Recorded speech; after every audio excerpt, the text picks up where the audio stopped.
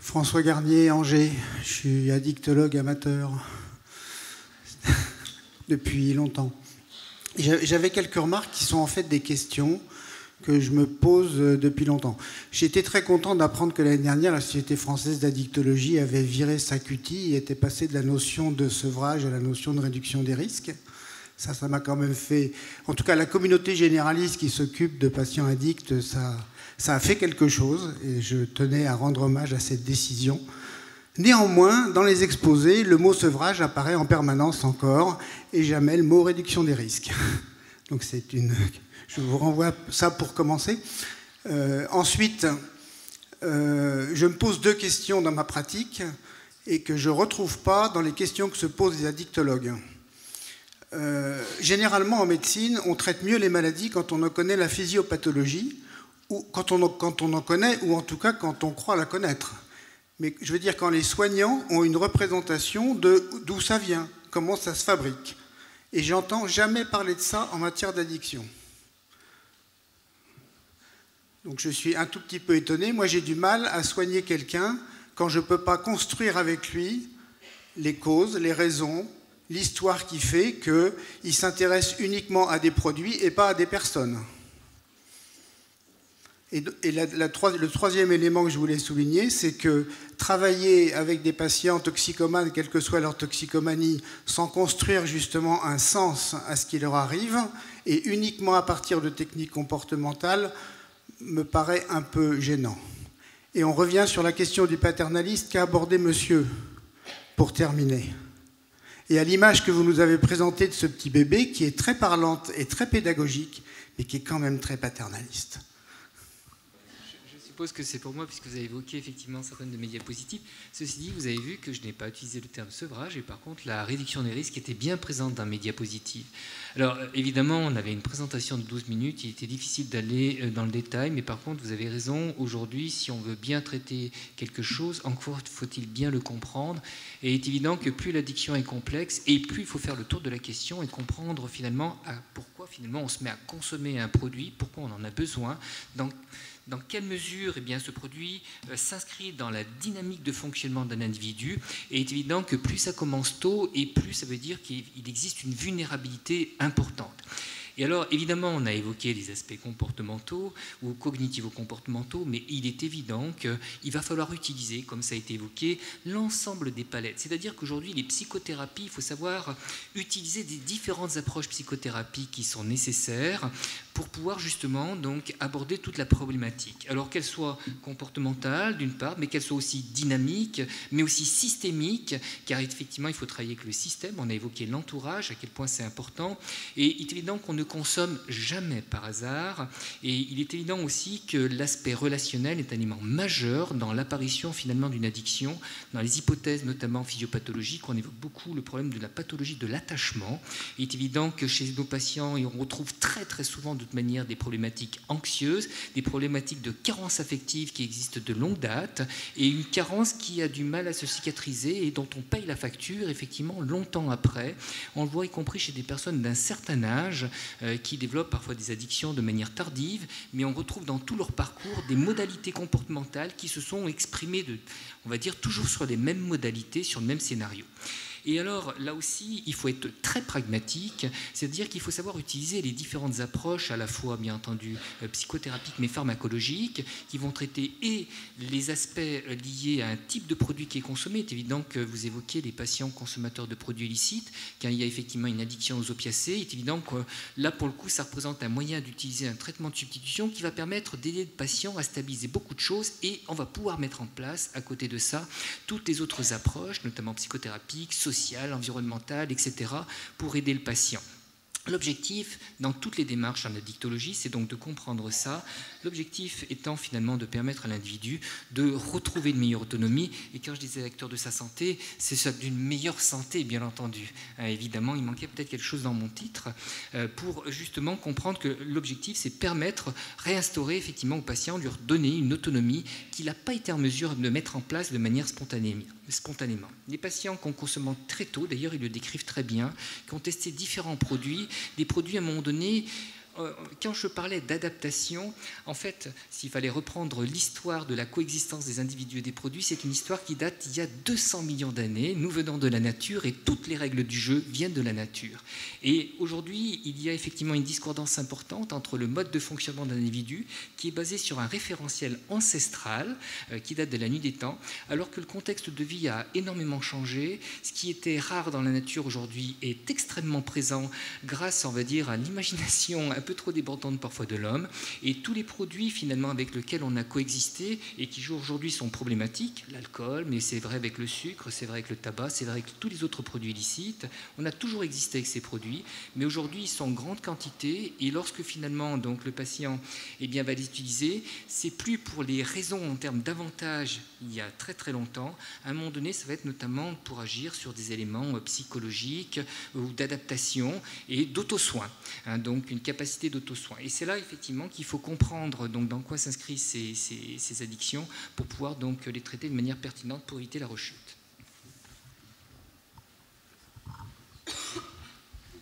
Une autre réaction? Bonsoir. Henri Partouche, département de médecine générale. J'ai été rédacteur avec Sherazade et pour le conseil scientifique du CNGE, du communiqué de presse du CNGE. Et on a bien insisté sur cet aspect très pragmatique de l'impact majeur de l'arrêt du tabac en termes de réduction de mortalité. Et c'est bien une addiction qui n'est pas comme les autres, puisque c'est une intervention en santé qui est une des plus efficaces. Voilà. Donc ce que je voulais dire, c'est que en termes de quantité d'effets des interventions, j'ai noté que la cigarette électronique placebo, c'était 7% d'arrêt à 6 mois. Dans les méta-analyses sur les aides cognitivo-comportementales plus les substituts nicotiniques, on arrive à 15%. Et alors ma question va à Tabac Info Service, j'ai une présentation à 22%. Voilà, je voulais avoir un éclaircissement. Il y a 22% ou 20% des personnes qui ont appelé, qui ont arrêté. Alors je voulais avoir un éclaircissement parce que ça semble énorme par rapport aux données de la littérature. Alors ça semble énorme. En fait, ce à quoi il faut être particulièrement vigilant, ce sont les données qui sont comparées. Pour certaines études, les données de sevrage sont regardées à 1 mois. Pour certaines études, elles sont regardées à 3 mois. Nous-mêmes, quand on a évalué la première version de notre e-coaching, on a publié des résultats d'efficacité à 3 mois. Sur Tabac Info Service, le 3989, on a regardé les bénéficiaires du service qui ont accepté d'être rappelés 6 mois après leur première mise en relation avec un tabacologue et qui étaient non-fumeurs, donc à 6 mois, mais qui avaient été non-fumeurs pendant plus de 7 jours. C'est un des critères d'efficacité qui est utilisé sur les quit-lines au niveau international. En revanche, pour les essais contrôlés randomisés qui sont réalisés notamment pour les TSN ou même dans la méta-analyse Eagles dont l'un d'entre vous parlait tout à l'heure sur la varénicline, on est sur du sevrage à 1 mois ou à 3 mois. Donc, vous savez, il faut souvent faire attention dans ces comparaisons de données. Quand on regarde les données d'efficacité d'un essai contrôlé randomisé, on regarde l'efficacité dans les conditions de l'étude. Vous le savez, ça change tout. Sur l'évaluation de Tabac Info Service, on n'est pas du tout dans les conditions d'une étude. On est en vie réelle. Donc, voilà, tout ça, ça contribue à faire qu'il peut y avoir des deltas importants dans les résultats de cette efficacité. Je pense que ce qu'il faut avoir en tête, c'est les outils dont l'efficacité est démontrée et les grands ordres de grandeur. Je crois que c'est plus ça qui est important plutôt que le fait d'arriver à 7, 15, 22, 27, 37, etc. Je crois que ces comparaisons sont parfois difficiles à réaliser. Merci. Bonjour, Christophe Bercout, Lille. Alors d'abord, je voulais remercier Sherazade parce qu'elle nous a donné l'étude de Christopher Bullen parue en 2013 dans le Lancet, mais en précisant bien que cette étude de Christopher Bullen était blindée de biais et très peu Bon, c'est étonnant que le Lancet l'ait publié, probablement parce que c'était la première. Je rebondirai sur l'étude qui a été citée par Philippe Jory, qui est l'étude sur la citizine qui est parue dans le New England Journal en 2014 par Nathalie Walker, de l'équipe de Christopher Bullen, donc aussi en Nouvelle-Zélande, même équipe, et encore plus blindée de biais, parce que celle-là, elle est vraiment à mettre... On se demande pourquoi New England l'a publiée, parce qu'elle est vraiment très, très, très, très mauvaise, et il ne faut absolument pas s'appuyer sur cette étude-là pour soutenir la citizine, parce que c'est une infection. Il faut que tu précises. Alors, je peux préciser, la citizine a été proposée par une sorte de tabac infoservice néo-zélandais. Les personnes qui acceptaient de participer, qui avaient signé, on leur envoyait soit un petit paquet avec de la citizine, soit un voucher, donc un bon, pour aller dans la pharmacie locale chercher des patchs. Et c'était uniquement évalué par téléphone et sur du déclaratif. Donc les biais sont gigantesques. Il n'y a jamais eu de rencontre physique avec les personnes. Ça répond à la question des précisions. Sinon, dans l'ensemble des discours, et je remercie beaucoup Raymond Merle pour son intervention, surtout au début, on a vu une opposition systématique et parfois chez les mêmes interlocuteurs, entre des arguments très français, très cartésiens ou spinozistes, en bref, très rationalistes d'un côté, qui s'opposent et qui... Et effectivement, Raymond Merle a dit qu'entre soumission du patient et accompagnement du patient, il y avait un non-sens, parce qu'effectivement, dans un sens, on est rationaliste, et dans l'autre sens, on est effectivement empiriste ou utilitariste. Et quand il dit qu'aux États-Unis, en Virginie et en Angleterre juste avant, déjà là, l'avis du patient était au centre de la décision du médecin, c'était sous l'influence de philosophes qui ne sont pas connus en France, qui ne sont ni Descartes, ni Spinoza, ni Kant, mais qui sont plutôt John Locke ou Jeremy Bentham, qui sont des utilitaristes et qui, d'emblée, ont dit l'homme n'est pas inné. Il n'y a rien d'écrit dans la matrice de l'homme. Autrement dit, il n'y a rien dans la nature, il n'y a rien de la nature qui conditionne les comportements humains. À la naissance, l'homme est une feuille blanche. Et ce sont les expériences et l'ensemble des expériences que va vivre l'homme qui vont le conditionner dans ses comportements.